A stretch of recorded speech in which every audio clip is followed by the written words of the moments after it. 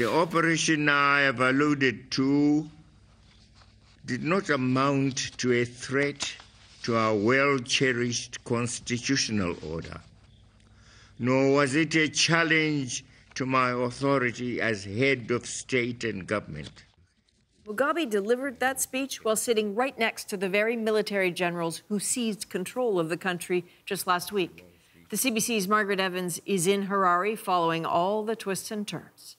But today is a new day! Well, perhaps not just yet. All day long here, people celebrated an expectation that the old man, Robert Mugabe, would finally resign. Pastor Evan Mawariri leads the hugely popular protest movement, This Flag. He's been jailed 5 times by the Mugabe regime, but marched against him yesterday without fear. How do you feel about this weekend, what's happening now? Yesterday was incredible. We mobilized the whole country and everybody responded. From every walk of life, from every political idea, from every race, we came together because we know that the big idea is Zimbabwe first. And I'm excited that we get it.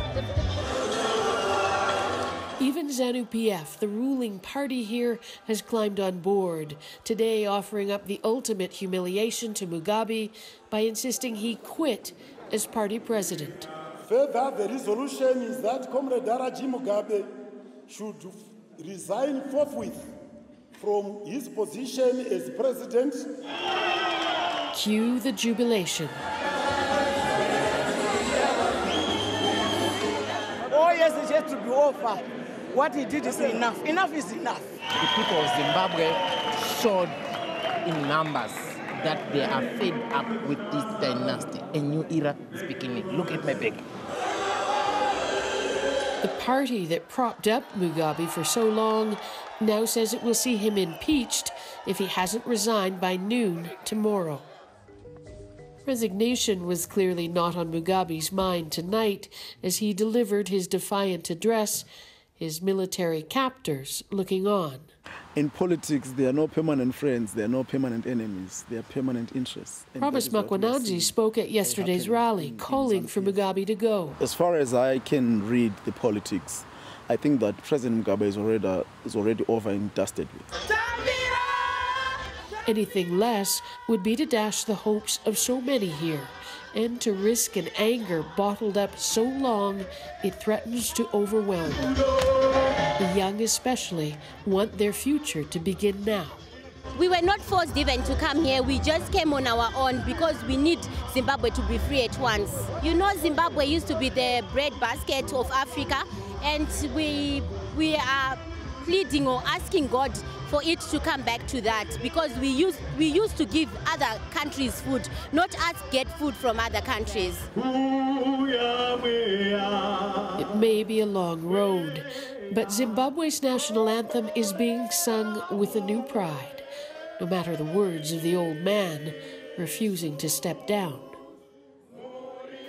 Margaret is in Harare. It's morning time there. Now, Margaret, I guess you don't get to be in power for 37 years without being a crafty politician. What's Mugabe up to here? Well, he's clearly up to something, Adrian. And I mean, as you might imagine now, there are all sorts of conspiracy theories out there, partly because there was a lot of shuffling of papers while he read his speech, and at one point in the middle of it he seemed to lose his place, and General Chiwenga, who is the man who orchestrated the takeover, kind of reached over and seemed to be helping him. So now, you know, the Twitter sphere is alive with people saying, were there 2 speeches? Did he deliberately lose pages? At the end, there seemed to be another pile of papers. Did he say he was going to read one speech, or did he not? Or does this mean, in fact, that he did this with the consent of the army? And what might that mean for the army, given that they had this huge welcome on the streets yesterday, people saying you're our heroes because you're basically going to be ushering this man out. A lot of people also think that it was unrealistic to think he was going to go. He is, as you say, crafty. He's been in for nearly 4 decades. He's going to play this clock down to the last minute, and he's basically thrown the ball right back into the court, you know, for the army, for his ruling ZANU-PF party, and of course for the people of Zimbabwe as well. Well, speaking about that, you know, if people thought he was going and now he's not, how does that sort of change the mindset of those you're talking to? Are they becoming a little more wary? Yeah, you know, it's interesting. Actually, before it became clear he wasn't going to go down, I was down in the center of town earlier, and people were kind of celebrating and partying. And I was trying to get one young woman to speak to me, and she just said, no, no, no, I'm not going on camera. And I said, why not? And she said, you know, in case it goes the other way. I kind of shrugged my shoulders like everybody else at that moment. Everybody was expecting that this was finally going to be the resignation. So some people have been really playing their cards close to their chest and fearful that this is going to happen. And it speaks to the, you know, to the fear and intimidation with which Mugabe and his ruling ZANU-PF party, the ones that are just trying to turf him out, have ruled this country. Right, so not over yet. Margaret Evans in Harare, thanks very much.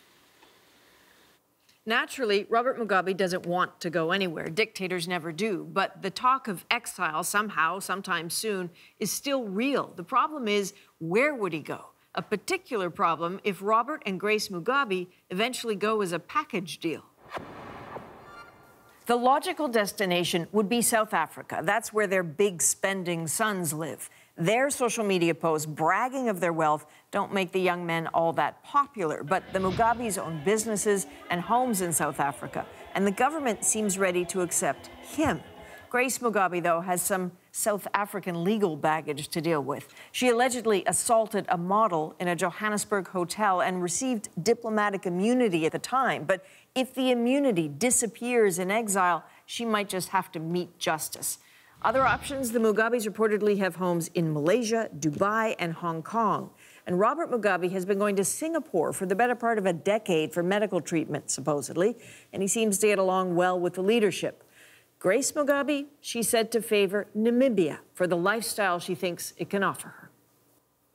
Now, the Mugabes have money. Where it all is seems a bit murky. The bulk of it is likely in their mansions and farms in Zimbabwe. The rest, if a diplomatic cable released by WikiLeaks in 2001 is to be believed, rests in offshore accounts and properties scattered globally to the tune of nearly $2 billion.